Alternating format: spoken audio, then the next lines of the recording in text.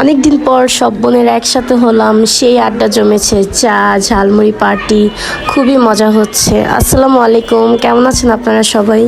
ছোটোবেলায় নানু বাসায় এরকম আড্ডা হতো, মজা হতো, সবাই একসাথে হতাম। নানা নানি বেঁচে থাকতেই নানু বাসা সুন্দর। এখন তো মানে নানাও নেই, নানিও নেই, এরকম আড্ডাও হয় না। অনেক দিন পর সবাই একসাথে হলাম, খুবই মজা হচ্ছে। দেখেন আমাদের বাচ্চা কাচ্চাগুলো, ওরাও খুব আনন্দ করছে।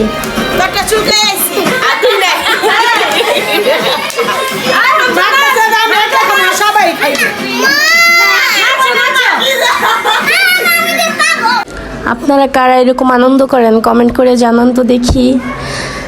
মানে সব বোনরা ভাইরা সবাই একসাথে হলে এরকম আড্ডা জমে কাদের, একটু শুনি আমরাও। আমাদের থেকে বেশি এনজয় আমাদের বাচ্চা কাচ্চারা করতেছে, একসাথে খেলা, একসাথে খাওয়া, একসাথে ঘুমানো, মানে ওরাই অনেক আনন্দ করছে। ওদের আনন্দ দেখে আমাদেরও খুব ভালো লাগতেছে। যেই ঠান্ডা পড়েছে এই কয়দিন, মানে কম্বলের নিচে থেকেই আনন্দটা মানে উপভোগ করতেছি। বাইরে যে কোথাও বের হবো ওই সাহসটা নেই, বাচ্চা কাচ্চা নিয়ে সবাই ঘরের মধ্যেই আনন্দ করতেছে। এই যে আমার ছোট বোন ঝালমুড়ি মাখালো, অনেক মজা হয়েছে। তারপর আমরা সবাই মানে ভাগাভাগি করে খেলাম একসাথে। তারপর সবার শেষেও খুব মজার একটা চা বানালো। একটা বোন থাকা যে কতটা ভাগ্যের ব্যাপার, যার বোন নেই সে তো এর মানেই বুঝবে না।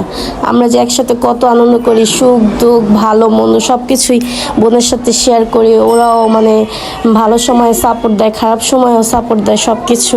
আমি তো তেমন চা একটা খাই না, কিন্তু আমার এই বোনের হাতে চাটা অনেক টেস্টি হয়। আমরা যখনই আসি মানে ওর হাতে চাটা আমাদের খেতেই হবে।